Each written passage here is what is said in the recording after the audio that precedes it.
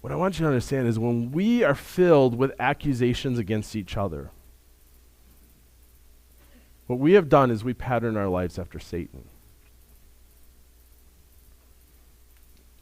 Because God doesn't operate on that.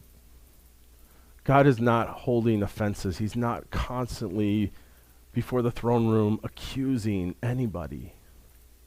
You know what God's about? Forgiveness.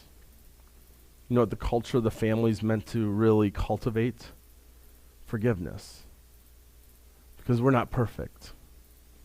And because perfection doesn't happen in a family, guess what? When your kids go out into the world and see the world is not perfect, they're going to operate in forgiveness there as well. And we're called to do this. Those of us who are believers, our lives should be touched by forgiveness and completely changed by this. Ephesians 4:32 says, and be kind and compassionate to one another, forgiving one another just as what? Just as God also forgave you. The person who has experienced the forgiveness of Christ, it should be overflowing out of your life to offer forgiveness to those around you. The problem is that we don't want to forgive, right? You're never going to feel like forgiving somebody. Because by nature, what forgiveness is it is letting someone off the hook for the wrong that they've done to you. It is not saying that you excuse what they do. But you are not going to hold them accountable to this any longer.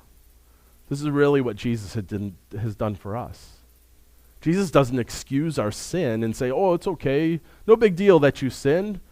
No, it put him on the cross and he suffered greatly for our sin. And honestly, some of us forgiving somebody is going to cause you to experience some kind of suffering. But you do it because Jesus has forgiven you more than you could possibly ever have to forgive somebody else. Listen, no one deserves salvation, but God's love overcomes what we deserve. No one deserves forgiveness, but true love will overcome what your siblings or your parents deserve.